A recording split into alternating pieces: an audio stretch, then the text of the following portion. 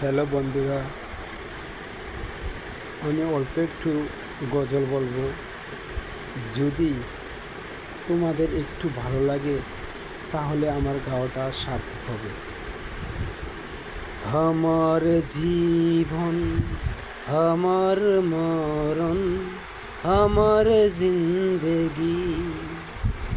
আমার জীবন, আমার মরণ, আমার জিন্দগি।